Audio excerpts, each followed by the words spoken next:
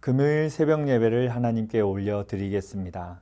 오늘 말씀은 에스라 9장 9절에서 15절까지 말씀입니다. 우리가 비록 노예가 되었사오나 우리 하나님이 우리를 그 종살이 하는 중에 버려두지 아니하시고 바사왕들 앞에서 우리가 불쌍히 여김을 입고 소생하여 우리 하나님의 성전을 세우게 하시며 그 무너진 것을 수리하게 하시며 유다와 예루살렘에서 우리에게 울타리를 주셨나이다. 우리 하나님이여 이렇게 하신 후에도 우리가 주의 계명을 저버렸사오니 이제 무슨 말씀을 하오리이까? 전에 주께서 주의 종 선지자들에게 명령하여 이르시되 너희가 가서 얻으려 하는 땅은 더러운 땅이니 이는 이방 백성들이 더럽고 가증한 일을 행하여 이 끝에서 저 끝까지 그 더러움으로 채웠음이라. 그런즉 너희 여자들을 그들의 아들들에게 주지 말고 그들의 딸들을 너희 아들들을 위하여 데려오지 말며 그들을 위하여 평화와 행복을 영원히 구하지 말라. 그리하면 너희가 왕성하여 그 땅의 아름다운 것을 먹으며 그 땅을 자손에게 물려주어 영원한 유산으로 물려주게 되리라 하셨나이다. 우리의 악한 행실과 큰 죄로 말미암아 이 모든 일을 당하였사오나 우리 하나님이 우리 죄악보다 형벌을 가볍게 하시고 이만큼 백성을 남겨주셨사오니 우리가 어찌 다시 주의 계명을 거역하고 이 가증한 백성들과 통혼하오리이까? 그리하면 주께서 어찌 우리를 멸하시고 남아 피할 자가 없도록 진노하시지 아니하시리이까? 이스라엘의 하나님 여호와여, 주는 의로우시니 우리가 남아 피한 것이 오늘날과 같사옵거늘 도리어 주께 범죄하였사오니 이로 말미암아 주 앞에 한 사람도 감히 서지 못하겠나이다 하니라. 아멘. 한국교회가 세속화에 물들어 하나님의 영광을 잃어가고 있다고 말합니다. 오늘 본문의 에스라도 이러한 세속화의 문제로 큰 슬픔에 빠져 있습니다. 이스라엘 백성들은 하나님께서 주신 은혜를 잊고 불순종의 길을 걸었습니다. 끊임없이 하나님의 은혜를 기억하지 못하고 자신의 이익을 추구했습니다. 이러한 행동은 하나님과의 관계를 소홀히 하는 결과를 가져왔습니다.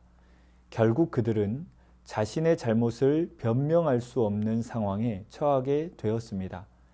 본문은 6절부터 계속되는 에스라의 기도입니다. 에스라의 기도는 하나님의 은혜와 성품, 즉 긍휼하심과 의로우심에 의지합니다. 에스라는 하나님의 신실하신 성품에 근거하여 다시 한번 백성들에게 자비를 베풀어 주실 것을 간구하고 있습니다. 먼저 에스라의 기도를 통해 하나님의 은혜에 대한 회고 내용을 보게 됩니다. 어려움 속에서도 희망을 잃지 말고 하나님의 도우심을 신뢰하라는 교훈을 줍니다. 또한 공동체의 회복과 정체성을 찾는 중요성을 강조합니다. 이 구절은 고난 중에도 하나님의 은혜를 기억하라는 메시지를 담고 있습니다. 우리의 삶 속에서 하나님의 인도하심을 경험하며 믿음을 지키는 것이 중요하다는 것을 상기시킵니다. 결국 신앙 공동체의 회복이 필요함을 일깨워 주고 있는 것입니다. 에스라는 지금까지 이스라엘에게 베풀어 주신 하나님의 은혜를 돌아봅니다. 9절에서 우리에게 울타리를 주셨나이다 에서의 울타리는 비유적인 의미로 페르시아 당국의 보호를 의미합니다. 하나님께서 페르시아 왕들의 마음을 움직여서 귀환민들을 안전하게 보호해 주셨다는 것입니다. 지금까지 사로잡혔던 자들의 자손들은 숱한 어려움에도 불구하고 포로에서 안전하게 귀환할 수 있게 되었습니다. 그리고 페르시아 왕들 고레스, 다리오, 아닥사스다 왕의 지원으로 그들은 기적적으로 예루살렘 성전을 재건하게 되었고 대적들의 위험으로부터 안전하게 지낼 수 있었습니다. 이 모든 것이 하나님께서 베푸신 은혜인데 백성들이 이러한 크신 은혜를 잊어버렸다는 것입니다. 이스라엘의 근본적인 문제는 항상 여기서부터 출발했습니다. 사람은 시간이 지나고 세월이 지나면 익숙해지게 되어 있습니다. 사랑하는 성도님들, 한량없는 은혜, 다 갚을 수 없는 하나님의 은혜와 사랑을 잊지 않는 은혜가 가득하시기를 소망합니다. 계속해서 에스라의 기도를 통해 하나님의 계명을 어긴 백성들의 죄를 다시금 보게 됩니다. 에스라는 먼저 이스라엘이 반복적인 범죄로 인해 더 이상 하나님의 은혜를 구할 자격이 없음을 고백합니다. 에스라는 이방 민족들과의 통혼을 율법 규정을 어긴 것으로 간주합니다. 이는 가나안 족속과의 통혼을 금지하는 신명기의 율법 규정을 염두에 두고 있는 것으로 볼 수 있습니다. 에스라는 이어서 하나님의 종 선지자들의 말씀을 인용하여 이방 족속과의 통혼 문제를 구체적으로 지적합니다. 하나님의 종 선지자들은 모세를 비롯하여 구약의 예언자들을 가리킵니다. 구약 성경에 의하면 이방 민족들이 거주하는 땅은 더러운 부정한 땅이며 그들의 행실은 가증한 행실입니다. 더러운으로 기록된 원어 니다는 주로 죄의적인 불결과 그로 인한 오염을 가리키는데 일반적인 용어보다 강렬한 의미를 나타내고 있습니다. 에스라는 가나안의 족속이 하나님의 심판을 받은 것은 바로 이것 때문임을 거듭 강조하는 것입니다. 에스라는 이러한 용어들을 사용하여 이방 민족과의 통혼 때문에 임하게 될 하나님의 심판을 경고합니다. 거룩한 백성으로서 귀한민들은 철저하게 부정한 것과 행실을 멀리해야 합니다. 에스라는 구체적인 죄에 대한 지적에 이어 미래를 위한 귀한민들의 결단까지 촉구합니다. 진정한 회개는 행동의 변화로 나타나야 하기 때문입니다. 에스라가 촉구하는 결단은 두 가지입니다. 곧 이방 민족들과의 통혼을 금하는 것과 그들을 위해 평화와 행복을 구하지 않는 것입니다. 그들을 위해 평화와 행복을 구하지 말라는 표현은 암몬과 모압 사람들을 향한 신명기의 저주 말씀을 인용한 것입니다. 에스라는 이어서 율법 규정을 지킴으로써 주어지게 될 축복을 약속합니다. 12절의 내용도 11절과 같이 구약 성경의 여러 곳을 인용한 것입니다. 에스라의 구약 성경 인용은 하나님의 말씀에 대한 전문성을 보여줍니다. 에스라는 율법에 순종함으로써 받게 될 축복을 강조하면서 문제 해결에 있어 귀한민들의 자발적인 참여를 유도하려 합니다. 에스라의 기도에 나타난 어조는 13절과 14절에서 가장 강하게 나타납니다. 에스라는 먼저 귀한 공동체가 예루살렘에 정착하게 된 과정에서 경험한 하나님의 은혜를 고백합니다. 에스라는 이스라엘 백성의 악한 행실과 죄악에도 불구하고 하나님께서 백성들을 남겨주셨다고 고백합니다. 여기서 남겨주셨다는 표현을 8절의 남은 자를 염두에 둔 말입니다.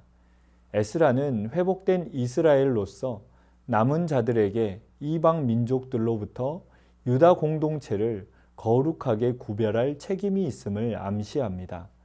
에스라는 모든 이들이 만약 이 책임을 완수하지 못한다면 또다시 하나님의 진노가 모두에게 임하게 될 것을 경고하고 있는 것입니다. 그러면서 에스라는 남은 자인 귀한 공동체가 그 땅의 이방 민족들과 통혼해서는 안 되는 이유를 율법의 근거에서 다시 한번 강조하고 있는 것입니다. 그들은 가증한 민족으로 그들과 통혼하는 것은 하나님의 계명을 거역하는 일입니다. 하나님의 은혜는 이스라엘에게 그에 반하는 반응을 요구하는데 그것은 하나님의 율법에 따라 사는 삶인 것입니다. 이것은 우리가 하나님의 가르침을 따르며 살아야 함을 상기시킵니다. 또한 자신의 행동이 하나님과의 관계에 미치는 영향을 깊이 고민해야 한다는 메시지를 전달합니다. 잘못을 깨닫고 회개하는 것이 중요하며 하나님은 항상 용서하실 준비가 되어 있음을 알려줍니다. 개인의 죄가 공동체에 미치는 영향을 인식하고 함께 회복을 위해 노력해야 함을 강조하는 것입니다. 에스라는 현재 귀한 공동체에 베푸신 하나님의 은혜를 요약한 후에 곧바로 현 세대에 신실하지 못함을 언급하고 있는 것입니다. 우리 모두 또한 마찬가지입니다. 늘 남은 자답게 하나님의 말씀대로 살아가는 은혜가 가득하시기를 소망합니다. 마지막으로 에스라는 모든 부분을 다 말한 후 마지막 결론은 하나님의 자비하심에 맡김을 보게 됩니다. 에스라는 결론적으로 하나님의 자비하심에 공동체의 문제를 맡깁니다. 이스라엘 백성 가운데 어느 누구도 의로우신 하나님 앞에 바로 설 자격이 없기 때문입니다. 에스라는 먼저 이스라엘의 하나님 여호와여 주는 의로우시니라고 고백합니다. 이 고백은 에스라의 찬양에서 정점을 이룹니다. 에스라의 고백은 두 가지 의미로 해석할 수 있습니다. 그 첫 번째는 변론적인 의미입니다. 설령 하나님께서 그의 백성을 다시 멸망시킨다 해도 그것은 하나님의 공의로우신 심판이라는 것입니다. 둘째는 하나님의 개입에 대한 기대를 나타낸 것입니다. 구약 성경에서 하나님의 의로우심은 때로 그의 백성을 향한 구원의 행동으로 나타납니다. 의로우신 하나님 앞에 누가 설 수 있겠습니까? 그럼에도 불구하고 에스라는 지금까지 보여주신 하나님의 신실하심에 근거하여 다시 한번 자비를 내리실 것을 하나님께 간구하고 있는 것입니다. 그런 의미에서 15절의 말씀은 하나님께서 이 백성을 다시 용서해 주실 것이라는 기대와 믿음의 표현입니다. 15절을 세번역 성경으로 보겠습니다. 그렇지만 주 이스라엘의 하나님, 주님은 너그러우셔서 우리를 이렇게 살아남게 하셨습니다. 진정 우리는 우리의 허물을 주께 자백합니다. 우리 가운데서 어느 누구도 감히 주님 앞에 나설 수 없습니다. 하나님의 정의와 공의는 현대인들에게 중요한 교훈을 줍니다. 우리는 하나님이 공정하고 의로운 심판을 하시는 분임을 인식하고 자신의 행동에 대해 책임을 져야 합니다. 또한 저지른 잘못을 인식하고 회개하는 것이 중요하며 변화의 가능성을 믿어야 합니다.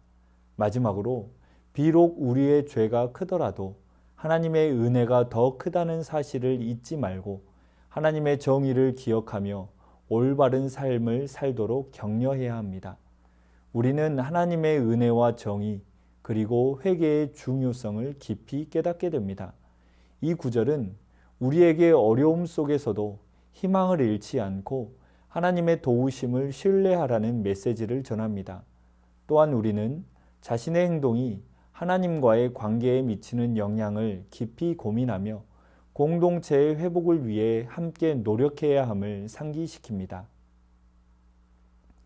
하나님께서는 항상 우리의 회개를 기다리시며 우리의 죄가 크더라도 그 은혜가 더 크다는 사실을 잊지 말아야 합니다. 그러므로 우리는 하나님의 말씀에 귀 기울이고 신뢰와 회개를 통해 올바른 삶을 살아가도록 힘써야 합니다.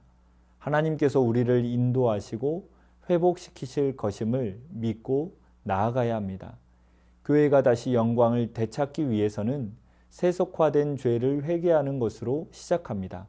은혜를 붙잡고 하나님의 공의로우심을 깊이 인식하고 경외심을 가져야만 할 때입니다.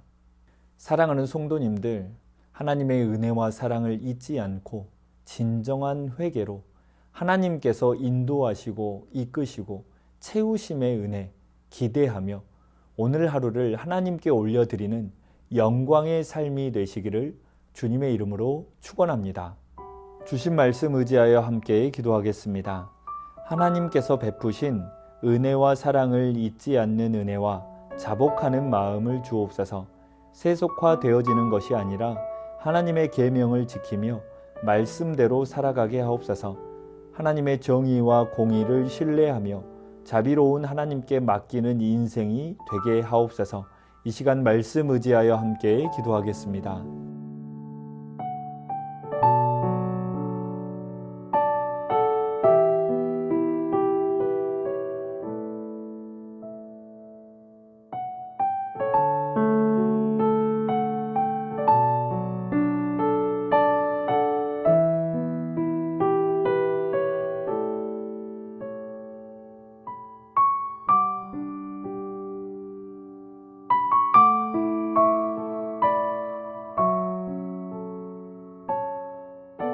계속해서 나라와 민족 위하여 함께 기도하겠습니다.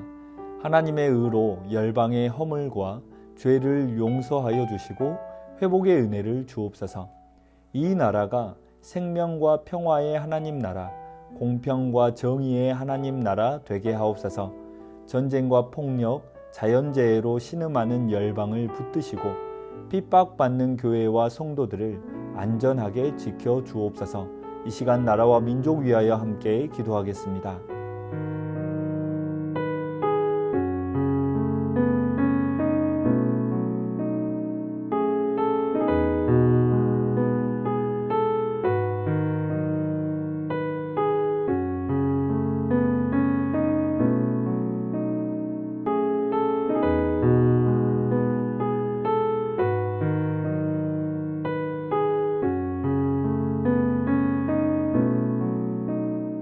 계속해서 교회를 위하여 함께 기도하겠습니다. 속사람은 날마다 새롭고 성숙한 믿음으로 자라가고 신앙의 계승에 온전히 헌신하는 새순 공동체 되게 하옵소서. 담임 목사님의 영육을 강건하게 하시고 세임과 능력을 풍성히 더하여 주옵소서. 한 해 동안 베풀어 주신 은혜를 기억하는 추수감사주일이 되게 하시고 성찬식을 통해 십자가의 사랑과 부활의 은혜를 누리게 하옵소서. 이 시간 교회를 위하여 함께 기도하겠습니다.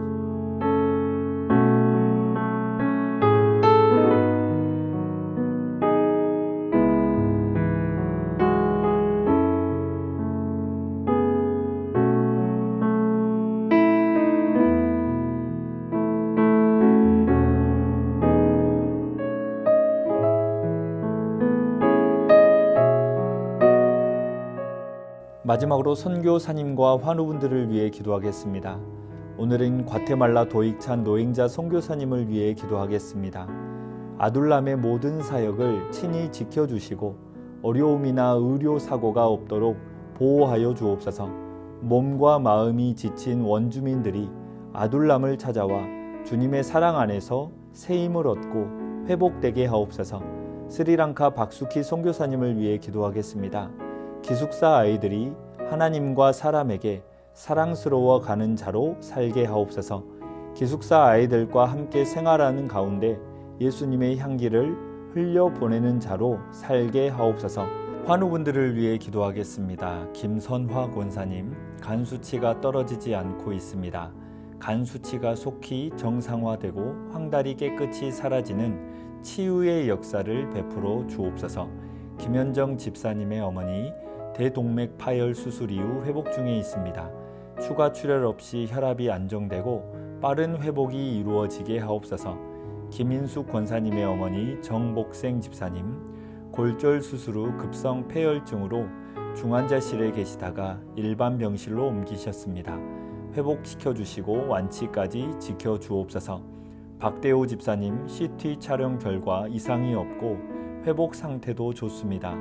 머리에서 떼어낸 조직은 유전자 검사도 같이 해야 해서 몇 주 더 걸린다고 합니다. 좋은 결과가 나오게 하옵소서. 배복희 집사님 유방암 수술 이후 방사선 치료 중입니다. 방사선 치료로 인해 힘들어하는 가운데 체력을 회복시켜 주시고 치료 과정을 넉넉히 감당할 수 있게 하옵소서.